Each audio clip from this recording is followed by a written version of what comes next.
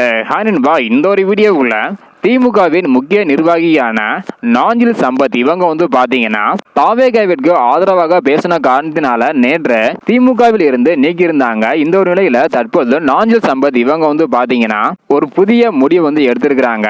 அது மட்டும் இல்லாம தாவேகா கூட இணைய வாய்ப்பு இருக்கா இல்ல அப்படின்றதையும் இதை பத்தி நாஞ்சில் சம்பத் இவங்க என்ன சொல்லியிருக்காங்க அப்படின்றதையும் டேட்ல பாத்துடலாம்.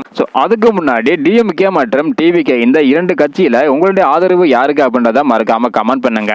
ஓகே அன்பா, வாங்க நினைக்கிற வீடியோக்குள்ள போகலாம். ஓகே அன்பா, நேற்று பாத்தீங்கன்னா நாஞ்சில் சம்பத் இவங்க திமுகவுக்கு தமிழக வெற்றி கழகம் கட்சி தான் மிகப்பெரிய சவாலாக இருக்கும் அப்படின்னு கூறியிருந்தாங்க.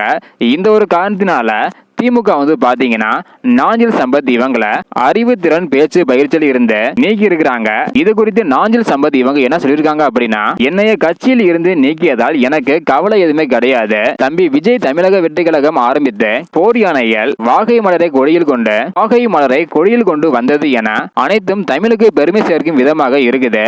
மக்களுக்கு நல்லது பண்ணுவாங்க அப்படின்றக்கான ஒரு நம்பிக்கை இருப்பதாக நாஞ்சில் சம்பத் இவங்க பாத்தீங்கன்னா சொல்லியிருக்கிறாங்க.